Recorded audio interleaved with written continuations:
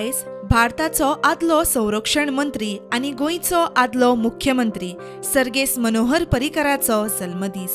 तांणी दिल्ल्या योगदानाची ते कार्यरत आशिल्ल्या काळाची याद करून तांकां गोंयकारांनी श्रद्धांजली ओंपली। गव्हर्नन्स आनी हे मॉडेल तांचो असो जो आजूय लोक यादी करता, सो तो खंय तरी परत तेंचो लोकांक वचून जाय, सो ताचेर फुडें प्रयत्न करप। गोंय सरकारच्या वतीन आज मनोहरभाई याद करता।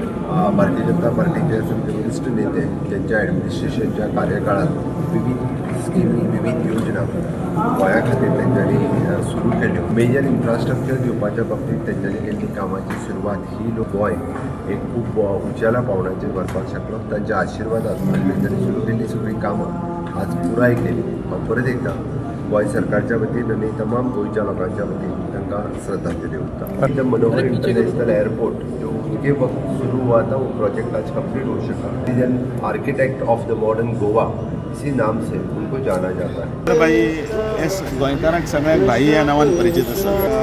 24 ऑक्टोबर 2000 तांणी पयले मुख्यमंत्र्याची ही सगळ्या गोंयांत जेन्ना धुरा सांबाळली तांकां संबोधतात ते ओबीयसली, म्हणून सर्गेस्त पद्मविभूषण मनोहर भाई पर्रीकर हांकां याद करतना तांच्या विचारांचो वारसो, तांच्या कार्याची पद्दत ही सगळ्यांनी फुडें व्हरची।